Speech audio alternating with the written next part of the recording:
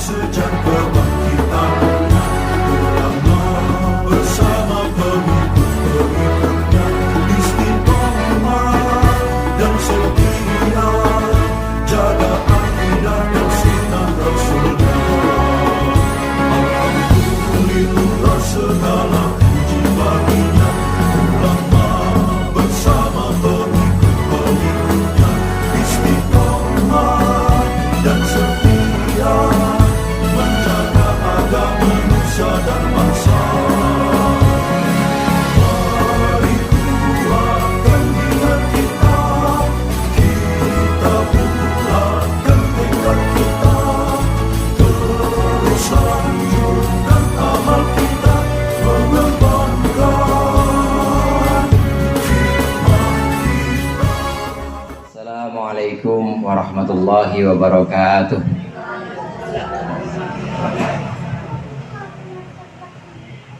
Al-Fatihah. A'udzubillahi minasyaitonir rajim. Bismillahirrahmanirrahim. Alhamdulillahirabbil alamin. Arrahmanirrahim. Maliki yaumiddin. Iyyaka na'budu wa iyyaka nasta'in. Shiratal ladzina an'amta 'alaihim ghairil maghdubi 'alaihim waladdallin. Bismillahirrahmanirrahim. Alhamdulil muallimit tullabi wa musahhilil khairi liman yata'allamu. Thumma as-salatu wassalamu 'alan nabi wa alihi wa sahbihi jayudamu. Ya Rabbana kaffir 'anna dhunubana wa walidina wa liman huwa muslimu. Nad'uka Allahumma ilman nafi'a min yawmina ilal hisabi yaqumu. Amin amin amin wa ya fattahu. Amin amin amin wa ya alimu. Alhamdulillah, alhamdulillahilladzi faqaha man arada lahul khaira fid din wa hadahu sabilal muhtadin. Wassalatu wassalamu ala sayyidil mursalin wa imamil muttaqin sayyidina Muhammadin wa alihi wa ashabihi wat tabi'in. Amma ba'd, fa inna ahsanal hadithi kitabullah wa khairul hadi hadi Muhammadin sallallahu alaihi wasallam wa syarrul umuri muhdatsatuha wa kullu muhdatsatin bid'ah wa kullu bid'atin dhalalah. Segenap ibu-ibu, para ibu hajjah, para ustadzah, ibu sekalian hadirat jamaah Majlis Ta'lim Nurul Anam yang dirahmati Allah. Alhamdulillah pada sore hari ini kita berkumpul kembali untuk melanjutkan pengajian kita. Mudah-mudahan apa yang tadi sudah dibaca dan apa yang akan kita baca menjadi sesuatu yang bermanfaat di dunia wal akhirah. Amin ya rabbal alamin. Salat ini mulai difardukan, mulai diwajibkan pada malam Isra Mi'raj, Lailatul Isra wal Mi'raj. Subhanalladzi asra bi'abdihi lailam minal masjidil harami ilal masjidil Aqsa. Perjalanan Rasulullah dari Masjidil Haram ke Masjidil Aqsa, dari Masjidil Aqsa kemudian ke Sidratul Muntaha, kemudian turun dari Sidratul Muntaha menerima kewajiban sholat ini. Kewajiban sholat 5 waktu yang sudah merupakan pengurangan dari kewajiban aslinya, yaitu 50 waktu. Sholat yang akan kita bahas dalam bab-bab yang akan datang ini mulai dari pembahasan macam-macamnya sholat, kemudian juga waktu-waktunya sholat. Ibu-ibu hadirat jamaah rahimakumullah, Rasulullah SAW dibelah dadanya selain pada waktu usia beliau masih 4 tahun. Ini Rasulullah dibelah dadanya juga ketika akan melakukan Isra dan Mi'raj, dibersihkan dadanya. Ini seolah mengajarkan kepada kita, sebelum kita Mi'rajnya kita itu sholat, bu. As-sholatu mi'rajul mu'min. Sholat itu adalah mi'rajnya orang Islam. Kalau mau sampai ke hadirat Allah Subhanahu wa ta'ala, maka lewatnya adalah lewat sholat buat kita. Jadi nggak bisa kita lewat seperti Rasulullah terbang naik buraq. Tahu buraq, bu? naik buruk nggak bisa. Tapi bagaimana caranya? Caranya adalah dengan sholat. Sebelum Mi'raj Rasulullah dibersihkan dadanya. Ini seolah-olah mengajarkan kepada kita sebelum kita sholat maka kita juga harus membersihkan diri kita. Membersihkan diri kita secara lahiriah, ya kita bersihkan dengan pakaian-pakaian yang suci pakainya. Kemudian dengan wudhu. Adapun hati kita bersihkan juga. Saat kita mengangkat hadas maka kita niatkan juga membersihkan kotoran-kotoran hati. Ini diantara kaitannya antara dibedahnya dada Rasulullah dan kewajiban sholat, kaitannya dengan wudhu dan kewajiban wudhu sebelum sholat, wudhu dan kewajiban sholat. Nah yang berikut ini akan kita bahas tentang sholat-sholat yang paling utama atau amal yang paling utama untuk kita orang Islam. Afdolul a'mali, itu yang akan kita baca. Sama-sama kita baca dulu teksnya. Bismillahirrahmanirrahim. Afdolul a'mali al-mubadaratu bis sholati fi awwali waqtiha wa taqdimuha ala waqtiha wa ta'khiruha an waqtiha minad dunubil kabirati. Afdolul a'mali, amal yang paling utama adalah al-mubadaratu bis-sholah. Amal yang paling utama adalah segera untuk melaksanakan sholat. Buru-buru untuk melaksanakan sholat. Buru-buru untuk melaksanakan ya Bu, bukan buru-buru dalam sholat. Kalau buru-buru dalam sholat nggak boleh. Ini buru-buru untuk melaksanakan sholat. Bersegera untuk melaksanakan sholat. Kalau bersegera dalam sholat nggak boleh. Dalam sholat bersegera, pengennya cepet aja. Inna atoina mulu, inna atoina, habis inna atoina kulhu. Udah itu aja. Nanti sujudnya nggak ada tumaninanya, jangan. Bersegera untuk sholat, buru-buru dalam sholat. Ini adalah amalan yang paling utama. Amalan yang paling utama, amal badan maksudnya di sini. Ibadah-ibadah yang paling utama di antara ibadah-ibadah badan, bandingannya puasa, kemudian sodako, haji, umroh. Di antara amalan-amalan badan itu, ibadah-ibadah badan jasmani yang paling utama adalah sholat.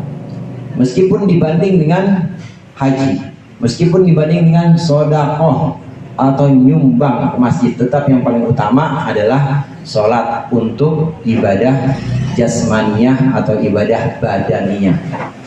Namun ada ibadah selain ibadah badaniyah, ibadah jasmaniyah, ada yang namanya ibadah qalbiyah. Ibadah qalbiyah ini kalau dibanding dengan ibadah jasmaniyah tetap lebih utama ibadah qalbiyah. Apa ibadah qalbiyah itu? Ibadah yang adanya dalam kalbu. Ibu tahu kalbu? Bahasa kalbu tahu Bu? Kalau saya ngajar pakai bahasa kalbu, Ibu paham nggak? Ibu liatin saya aja, tahu-tahu pulang-pulang pinter. Nggak bisa. Ada yang harus di dalam hati, ada yang harus disampaikan. Kalbu, ibadah qalbiyah, ibadah yang bentuknya ada dalam hati. Ini antara lain iman kepada Allah. Iman nggak bisa kelihatan, diperlihatkan nggak bisa, tapi dalam hati. Iman termasuk ibadah hati, ikhlas ibadah hati, ridho ibadah hati, qanaah. Tahu qanaah Bu? Qanaah itu ridho dengan pembagian Allah. Dikasih banyak ya alhamdulillah, dikasih kagak sedikit ya alhamdulillah. Enak semua itu mah. Dikasih banyak oleh Allah alhamdulillah, dikasih sedikit juga alhamdulillah. Namanya qanaah ibadah hati. Ridho, ikhlas, sabar, syukur itu ibadah hati. Kalau dibanding dengan ibadah hati, maka ibadah badan kalah semuanya. Bagaimana kita untuk meraih semuanya supaya menang banyak? Ya kita ibadah badannya dilaksanakan seperti sholat, dan sholatlah dengan rasa khusyuk, dengan ikhlas, dengan syukur. Sholat kita ini karena kita bersyukur atas nikmat Allah. Sholat kita karena kita sabar melaksanakan perintah-perintah Allah. Sholat kita karena kita iman kepada Allah. Kalau berbarengan ini kita lakukan, ibadah badan seperti sholat dan ibadah hati seperti sabar syukur kita lakukan, maka kemana-mana ibu bawa pahala.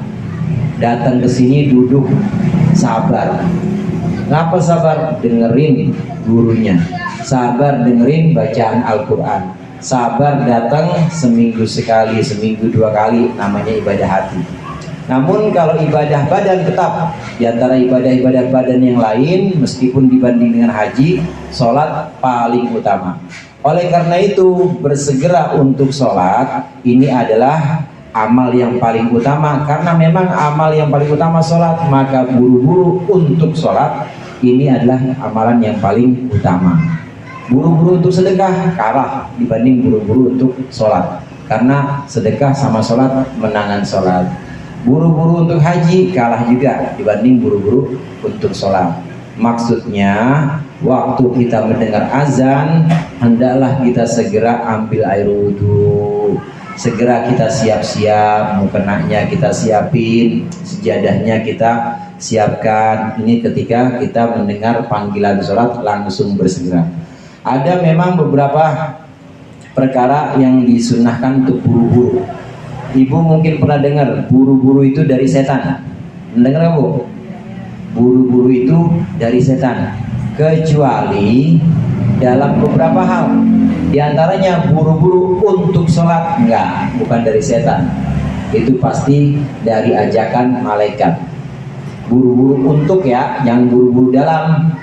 Kalau buru-buru dalam sholat nggak boleh. Buru-buru untuk sholat itu tidak termasuk dari setan.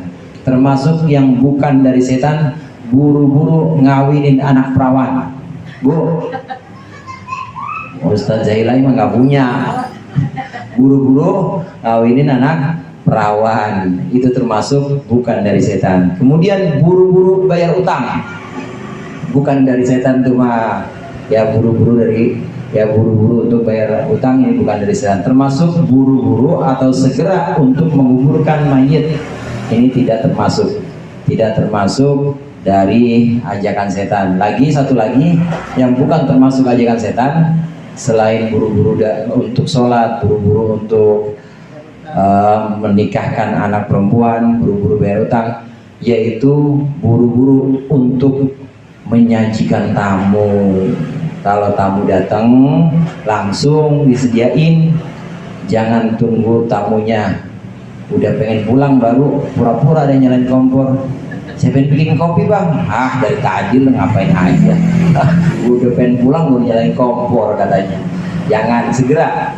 Ini sunnah 5 hal yang harus kita segerakan. Boleh kita buru-buru dalam 5 hal ini.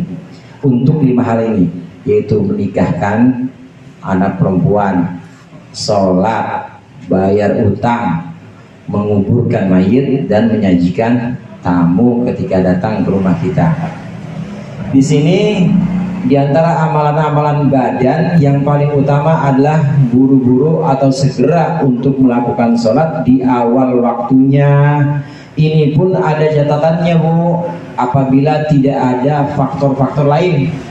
Kadang-kadang walaupun utama, tetap kita boleh mundur waktu sholat, boleh. Kita boleh mundurin waktu sholat kita, nggak di awal waktu boleh, dengan faktor-faktor tertentu.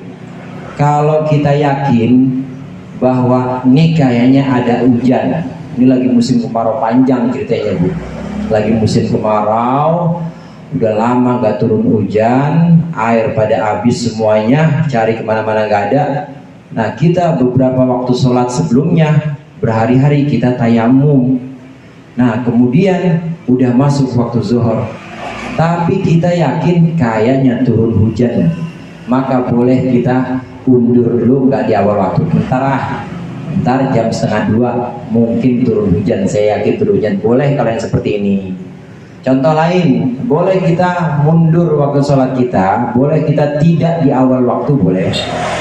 Sunnah malah kita disunnahkan untuk mundurin waktu kita kalau kita yakin bahwa dengan mengakhirkan waktu sholat itu kita dapat jamaah. Sholat ibu sekarang, diajak ibu. Enggak, ntar aja nunggu jamaah. Ya jamaah saya, lagi dapat jamaah gimana misalnya, ntar saya nunggu suami saya pulang biar dapat jamaah, boleh tidak di awal waktu karena faktor-faktor tertentu seperti tadi menunggu hujan atau yakin akan ada jamaah, maka diperbolehkan. Ini diantara alasan kenapa hukum ini tidak baku. Tidak harus sholat di awal waktu itu paling utama, tidak harus juga, karena ada beberapa keadaan di mana kita diperbolehkan untuk menunda sholat karena keutamaan lain seperti jamaah dan lain sebagainya. Bahkan ada yang sifatnya wajib, kita wajib menunda sholat. Kenapa? Kalau di awal waktu ada orang butuh pertolongan kita, udah siap-siap wudhu, udah sejadah udah kita gelar, udah pakai mukena ibu, tahu-tahu cucu ibu kejepit kejepit dulu, ya jangan Allahu Akbar, entar dulu cucunya nangis, cucunya dijamin dulu. Anak ibu yang kecil kejepit misalnya nangis, ya entar dulu, nggak apa-apa, boleh. Jangan terus gara-gara baru belajar ini. Afdalul a'mal al-mubadaratu bisolah. Suami nangis dibiarin aja, anak nangis dibiarin aja, jangan. Boleh mundur sedikit, boleh. Catatannya, asal mundurnya jangan sampai lewat waktu. Kalau mundurnya sampai lewat waktu, dosa besar. Ini ada dalam teks berikutnya. Wa taqdimuha ala waqtiha wa ta'khiruha an waqtiha. Memajukan sholat sebelum waktunya dan memundurkan sholat keluar dari waktunya. Minad dunubil kabiroti, termasuk dosa-dosa besar. Majuin sholat belum waktunya, udah ketahuan masjid belum pada azan, lihat jam juga masih setengah 12, sholat zuhur, kenapa? Biar masuk surga duluan, nggak boleh, malah dosa. Udah ketahuan waktu asar tinggal 5 menit lagi, ternyata diundur, entar saya nunggu, kali-kali aja saya nunggu 5 menit lagi, ada yang mau jamaah asar sama saya, lah udah pengen maghrib ini, siapa yang mau ajak jamaah? Nggak boleh. Kalau sampai keluar waktunya, ini termasuk dosa-dosa besar. Dosa-dosa besar itu bertingkat-tingkat memang, Bu. Dosa yang paling besar musyrik. Musyrik itu sebenarnya nama orangnya. Kalau kita kan muslim, nama orang Islam namanya muslim. Orang yang menyebutkan Allah namanya musyrik. Perbuatannya disebut dengan syirik. Perbuatan syirik ini dosa paling besar. Nyembah berhala, sujud kepada monas, ruku kepada tiang bendera. Niatnya buat menyembah tiang bendera, buat menyembah monas, maka ini namanya musyrik. Ini dosa paling besar. Yang kedua urutannya membunuh orang, itu dosa besar. Yang ketiga uququl walidain, atau durhaka kepada kedua orang tuanya. Kemudian yang keempat, ini orang yang mengeluarkan waktu sholatnya. Udah habis waktu sholat, dia baru sholat, dan belum waktunya sholat, dia udah sholat. Ini termasuk dunubil kabirah, termasuk dosa-dosa besar. Ibu-ibu hadirat jamaah rahimakumullah, ini pun dalam keadaan normal. Kalau dalam keadaan tertentu yang memang ada keringanan, rukhsah, ada dispensasi, maka boleh kita mengakhirkan sholat seperti yang udah kita pelajari di bab jamak qasar. Masih ingat, Bu? Sholat jamak itu gabungin sholat, 2 sholat digabung di 1 waktu, namanya jamak. Qasar apa? Qasar ngurangi sholat. Kalau qasar lain, tidak ada kaitannya dengan pembahasan waktu sholat, tidak. Tapi jamak itu menggabungkan 2 waktu sholat di 1 waktu. Bagaimana, boleh nggak kita untuk dalam keadaan ini, keadaan perjalanan atau dalam keadaan selain perjalanan seperti hujan misalnya, boleh kita sholat di luar waktu sholat. Kita sholat asar tapi di waktu zuhur, boleh. Belum masuk asar padahal, nggak apa-apa, namanya jamak takdim. atau kita sholat isya dan maghrib, sholat maghribnya kita tarik atau kita mundurin, udah lewat waktu maghrib, tapi kita sholat maghribnya jam setengah 9 malam, boleh nggak? Boleh, kalau memang niatnya jamak takhir. Namun yang perlu diingat, sebagaimana pernah kita bahas, khusus untuk jamak takhir, saat masuk waktu sholat, ibu harus niat dulu. Allahu Akbar, Allahu Akbar. Udah ketahuan bunyi handphonenya, bunyi masuk di waktu maghrib. Ibu masih di kereta, kayaknya kereta nggak berhenti nih, jalan terus. Maka ketika masuk waktu maghrib, itu ibu langsung buru-buru niat, aku sholat maghribnya nanti di waktu isya di jamak, harus ada begitu. Kalau udah masuk waktu maghrib, jam 6 azan di handphone, habis azan dimatiin aja tuh azan, namanya handphone kita dimatiin azannya. Chat lagi sama temen, habis chat baca status, lihat IG, habis baca IG lihat TikTok, tahu-tahu azan lagi isya. Allahu Akbar, Allah lah, udah isya ini, sholatnya di jamaah aja. Nggak boleh. Itu termasuk orang yang lalai, termasuk yang mengeluarkan waktu sholat. Kenapa? Karena dia tidak ada niat untuk berjamaah. Kenapa nggak ada niat? Ya orang sibuk sama HP, dia tidak ada niat buat melaksanakan sholat di waktu isya, maka dosa besar. Sudah mengeluarkan sholat maghrib dari waktunya tanpa niat.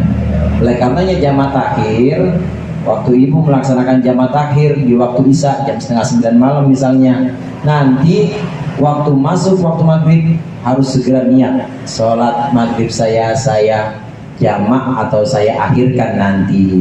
Begitu juga zuhur sama asar, ibu pengen melaksanakan di waktu asar setengah 5, begitu masuk waktu zuhur, ibu harus niat sholat zuhur saya akhirkan nanti di waktu asar, harus niat begitu. Rentang waktu dari zuhur sampai asar harus ada niat ini, jangan sampai lupa. Rentang waktu antara maghrib sampai isya harus ada niat untuk mundurin maghrib atau mengakhirkan maghrib. Kalau nggak niat, maka termasuk orang yang lalai, dosa besar. Dan nanti sampai di tempat normal, keretanya udah berhenti di stasiun, ibu sholat isya lah biasa, sholat maghribnya kodok jadinya. Sholat maghribnya bayar utang dan dosa juga tetap karena lalai tadi. Bedanya kalau ibu niat di waktu zuhur sudah niat zuhurnya akan saya akhirkan, di waktu maghrib sudah niat maghribnya akan saya akhirkan. Nanti di tempat kita, kota tujuan kita misalnya sudah sampai, kita bisa ambil 2 rukhsah sekaligus, bisa ambil 2 keringanan sekaligus. Boleh kita jamak dan boleh kita qashar. Tapi kalau ibu lalai, nggak niat di waktu maghrib, nggak niat di waktu zuhurnya, sampai sana isya, sampai sana sudah setengah 9, atau kalau yang jamak takhir asar sudah setengah 5, maka nggak boleh qashar. Yang boleh qashar cuma sholat asarnya aja atau isyanya aja. Ya, zuhurnya nggak boleh qashar, karena sholat yang boleh diqashar itu hanya sholat yang ada waktunya atau sholat yang dijamak. Kalau sholat qadha nggak boleh. Bayar utang, ibu mau utangnya saya bayar, utang 100.000 diqashar 50.000, boleh ya? Nggak boleh. Begitu juga sholat qadha nggak boleh diqashar. Sholat qadha harus sempurna 4 rakaat, tidak boleh dikurangi 2 rakaat.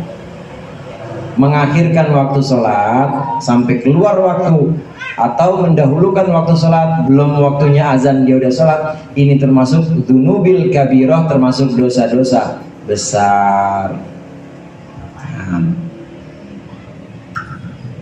Di antara 5 sholat itu, firman Allah Subhanahu wa taala, hafizu 'alas sholawati was sholatil wusta. Jagalah sholat-sholat dan sholat wusta. Sholat wusta ada 2 pendapat. Ada pendapat ulama yang mengatakan sholat wusta itu sholat asar. Namun ada yang mengatakan sholat wusta itu sholat kunut. Firman Allah, jagalah, peliharalah sholat-sholat dan juga sholat wusta, maksudnya adalah sholat asar, pendapat pertama. Atau jagalah sholat-sholat dan sholat wusta, maksudnya sholat subuh. Itu maksudnya di antara sholat-sholat yang 5 itu yang paling utama adalah sholat wusta, yaitu sholat asar. Setelah itu baru subuh. Setelah subuh isya, habis isya zuhur, habis zuhur maghrib. Itu urutan sholat.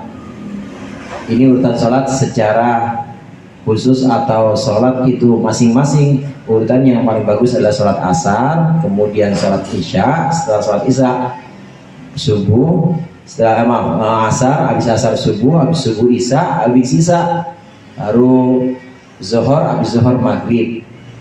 Adapun jamaah, sholat yang paling utama dilakukan berjamaah, paling utama yang pertama subuh. Paling susah tuh sholat jamaah subuh tuh. Kalau di masjid ya udah 3 saf udah cakep banget itu. Subuh, kemudian isya, jamaah isya, peringkat kedua. Peringkat ketiga jamaah zuhur. Peringkat keempat jamaah asar. Peringkat kelima jamaah maghrib, paling bawah maghrib. Tapi yang ada kenyataannya paling banyak jamaah apa, Bu? Maghrib paling banyak. Padahal maghrib itu jamaah yang paling bawah urutannya dibanding sholat-sholat jamaah lain seperti isya dan subuh.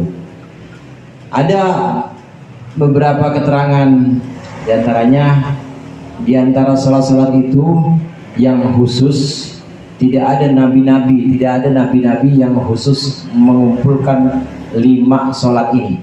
Artinya dengan waktu-waktunya itu tidak ada. Tapi hanya Nabi kita Nabi Muhammad SAW yang mendapat keutamaan mengumpulkan 5 waktu sholat ini. Karena dulu itu sholat subuh sholatnya Nabi Adam. Sholat subuh sholatnya Nabi Adam. Sholat zuhur sholatnya Nabi Daud. Sholat asar sholatnya Nabi Sulaiman. Sholat maghrib sholatnya Nabi Yakub. Sholat isya sholatnya Nabi Yunus. Biasanya 5 orang Nabi ini melakukan ibadah sholatnya itu di waktu-waktu itu. Nabi-nabi lain juga seperti itu di waktu-waktu tertentu. Nah, Nabi kita Nabi Muhammad mendapat keutamaan ini. 50 waktu sholat ini kemudian diringkas jadi 5 waktu. 5 waktu ini kemudian ditempatkan di waktu para nabi-nabi terdahulu melakukan sholat, yaitu subuh, zuhur, asar, maghrib, dan isya. Ini keutamaan Nabi kita Nabi Muhammad SAW. Ada banyak yang menerangkan itu, riwayat yang menerangkan tentang sholat-sholatnya para anbiya, sholat-sholatnya para nabi sebelum Nabi Muhammad. Awqatus sholah yadkhulu waktu dhuhri min zawali syamsi ila ayyasira dhillu kulli syai'in. Ini tentang waktu-waktunya sholat. Insya Allah nanti ini akan kita bahas di pertemuan yang akan datang ini tentang waktu-waktunya sholat. Yang perlu di sini, yang perlu saya tambahkan di sini bahwa al-hukmu yaduru ma'illatihi wujudan wa adaman. Memang hukum itu bisa berubah, Bu. Hukum itu bisa berubah sesuai dengan illatnya, sesuai dengan sebabnya. Banyak contoh-contoh seperti ini. Contoh yang barusan kita baca. Ibadah paling utama adalah apa, Bu, tadi? Sholat, atau bersegera melakukan sholat. Dasarnya itu seperti itu dasarnya. Tapi kadang-kadang segera melakukan sholat itu juga kurang utama. Lebih utama nunda dulu. Lebih utama nunda. Sunnahnya menunda. Jika bagaimana? Jika ada alasan jamaah.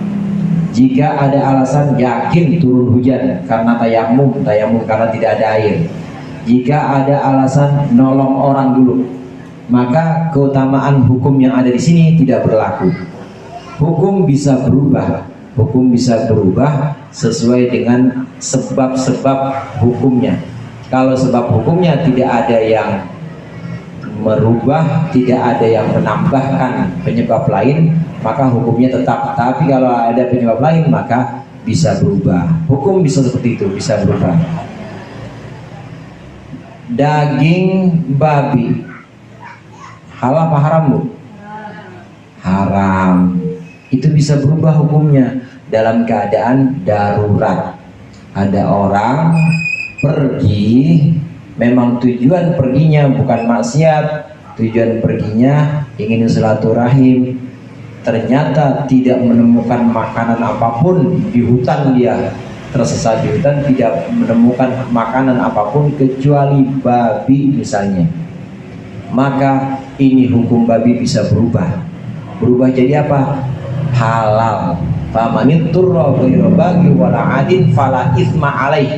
Enggak dosa, artinya enggak dosa, boleh ini dalam keadaan darurat, karena kalau nggak makan pasti mati, hanya untuk menutupi kebutuhan laparnya dan hanya untuk menyambung hidup. Artinya jangan sampai kenyang, apalagi nambah, mumpung di hutan ada babi, nambah nggak boleh. Jadi berubah hukumnya diperbolehkan karena memang ada sebab atau ada ilat yang lain. Hukum itu selalu berubah sesuai dengan ada tidaknya ilat atau penyebab hukumnya. Kemudian selain itu yang perlu kita garis bawahi juga di sini, apa tadi? Waktu-waktu sholat, waktu-waktu sholat yang diajarkan, waktu-waktu sholat yang diajarkan oleh Rasulullah SAW. Ini nanti kalau kita baca di kitab Durus Fiqhiyah dan juga kitab-kitab lain, Safinah misalnya, atau kitab-kitab Fathul Qorib, pasti waktu sholat yang dibahas pertama kali waktu sholat zuhur, bukan subuh, Bu. Padahal kalau mulai hari kita sholat pertama kali apa, Bu? Subuh. Tapi pembahasannya dalam kitab-kitab fikih pasti zuhur dulu. Karena ketika Lailatul Isra wal Mi'raj, malam Isra Mi'raj 27 Rajab, Rasulullah sampai kembali ke Masjidil Haram di bumi lagi. Subuhnya tanggal 27 Rajab, Rasulullah belum sholat subuh, belum ada kewajiban sholat subuh. Kenapa? Karena malaikat Jibril belum datang untuk mengajarkan bagaimana cara sholat, belum diajarkan bagaimana cara takbiratul ihram, apalagi jumlah rakaatnya belum diajarkan. Oleh karenanya subuh 27 Rajab belum wajib sholat. Jadi Rasulullah ya tidak sholat karena belum wajib. Nah, baru setelah menjelang matahari sudah mulai condong ke arah barat, artinya kalau dari sini timur kemudian sampai di tengah kepala sudah mulai condong ke arah barat, baru malaikat Jibril datang. Malaikat Jibril datang kemudian ngimamin Nabi Muhammad SAW untuk melaksanakan sholat zuhur. Cara-caranya Nabi Muhammad jadi makmum, terus habis zuhur asar datang lagi dan seterusnya. Inilah dasar penjelasan kenapa nanti di kitab Durusul Fiqhiyah yang pertama dijelaskan zuhur dulu, habis zuhur baru asar, dan nanti selesainya di subuh. Kitab-kitab lain juga demikian, karena memang yang diajarkan oleh malaikat Jibril ini yang pertama kali adalah sholat zuhur, bukan sholat subuh. Ini hikmah dari urutan sholat yang ada di kitab. Biasanya memang ngikutin urutan yang ada dalam hadis. Dalam hadis ini adalah urutan yang memang dituntun oleh Allah melalui malaikat Jibril alaihissalam. Awqatus sholati yadkhulu waqtu dhuhri min zawali syamsi, wallahu a'lam bishawab. Mudah-mudahan bermanfaat. Lebih kurangnya saya mohon maaf. Wallahul muwaffiq ila aqwamit thoriq. Assalamualaikum warahmatullahi wabarakatuh.